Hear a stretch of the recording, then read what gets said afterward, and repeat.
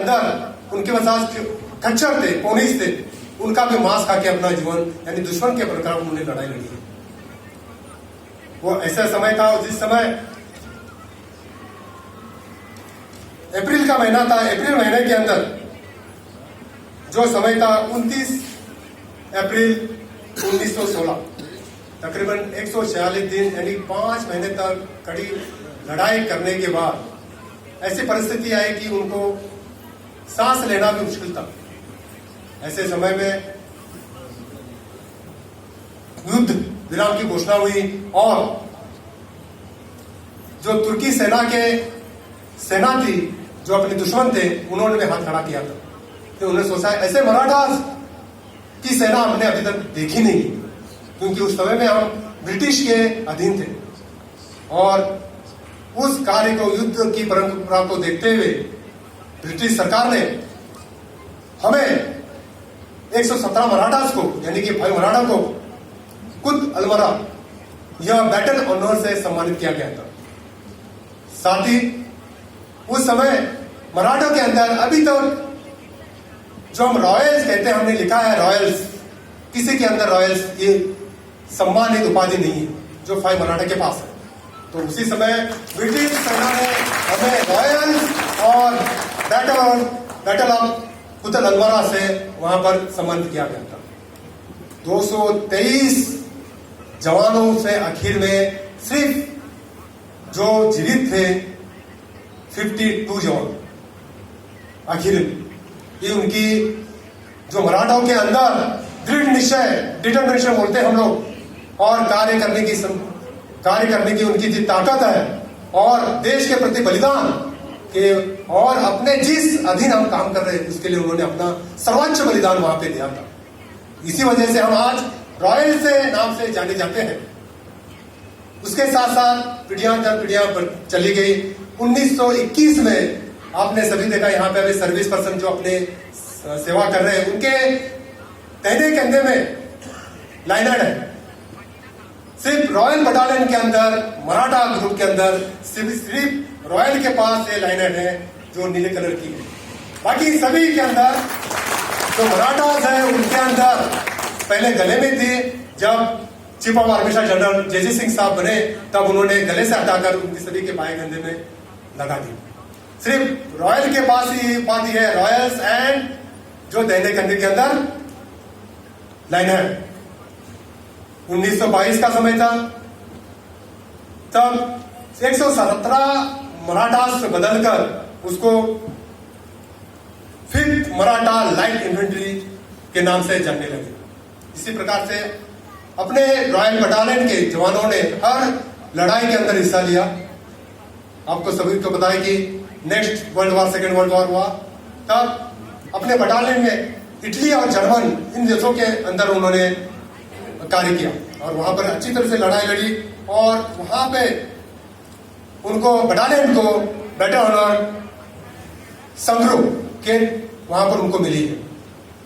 इसके बाद ऐसा ऐसा देश आगे बढ़ता गया और उस समय से 15 अगस्त 1947 देश की विभाजन हुआ और भारत और पाक अलग अलग देश बने।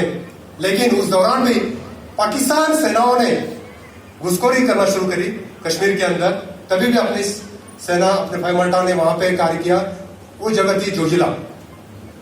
जोजिला के अंदर भी अपने मराठाओं ने ऐसा कार्य करके दिखाया कि जोजिला पर उन्होंने अपना कब्जा जमाया और देश ने हमें रॉयल्स को बैटल ऑफ जोजिला से सम्मानित किया गया। इसी प्रकार से 1962 की लड़ाई, इंडो चाइना वॉर, तब अपना पलटन भूटान बॉर्डर पर थी, वहां पर भी उन्होंने अच्छा कार्य किया और उस लड़ाई के दौरान ऑपरेशन फाल्कन के दौरान उन्होंने कार्य किया। 1965 इंडो पाक युद्ध, तब राजस्थान में थी, तब अपने सेवक थे लेफ्टिनेंट कर्नल रतन सिंह साहब और सुधार मेजर ढूंढू अमरी साहब, उनके अंडर कमांड के अंदर हमें थिएटर ऑफ ऑनर राजस्थान से सम्मानित किया गया था।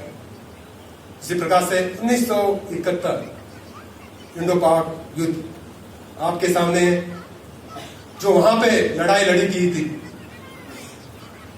बांग्लादेश के अंदर, हमें टास्क मिला था सऊदी ऐसी जगह थी कठिन परिस्थितियों में जहां पर राजपूत रेजिमेंट को कब्जा करने के लिए बताया था, लेकिन हमारे शुरू थे उस टाइम पर लेफ्टिनेंट कर्नल जेपी ट्रॉफी साहब,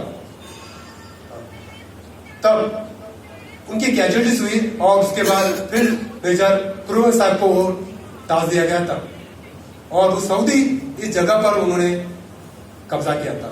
आपके सामने कर्नल मार्टिन साहब आप लोग बैठे हैं, उन्होंने 1971 की लड़ाई लड़ी हुई जगह पर, मेरे से ज्यादा वो डिटेल में आपको समझा सकते हैं।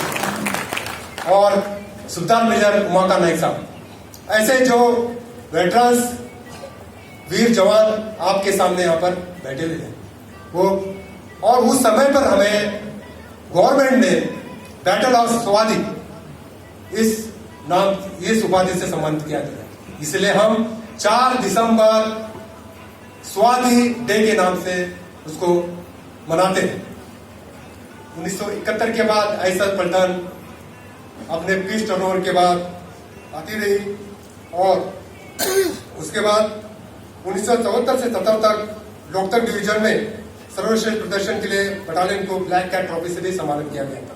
उसे 1984-89 के अंदर पलटन हैदराबाद में थी।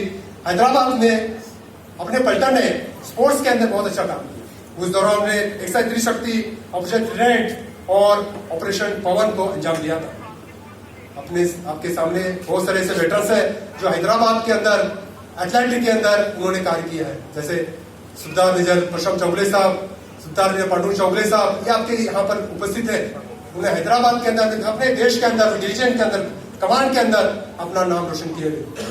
उसके साथ साथ ऑपरेशन पवन जो कि श्रीलंका के अंदर लड़ा गया था, जब हम इंडियन पीस कीपिंग फोर्स के तौर पर श्रीलंका में गए थे LTT के प्रकार लड़ने के लिए, तो कई सारे यहाँ पर अभी उपस्थित है जवान जिन्होंने वहां पे लड़ाई लड़ी हुई, काउंटर इंसर्जेंसी, काउंटर टेररिज्म के नाम।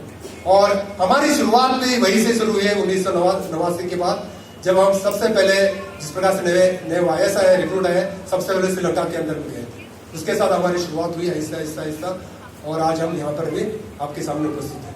मेरे साथ में मेरे साथी जैसे सुबेदार मेजर पांडुरंग शिवने साहब है, सुबेदार मेजर संजीव पाटिल साहब है, सुबेदार मेजर भौरव पाटिल साहब है, कैप्टन भौरव पाटिल साहब है, नायक सुबेदार रविंद्र पाटिल, ये हमारे एक भर्ती है। हम एक साथ मिलकर हमने 1989 के अंदर श्रीलंका के अंदर लड़ाई लड़ी थी। हम नए वायस थे उस समय पर। उसके बाद पलटन ग्वालियर पीस में आई, जब हमारे सबसे पहले कंपनी कमांडर थे मेजर डिसो साहब, उन्होंने हमें इतना हार्डवर्क करवाया कि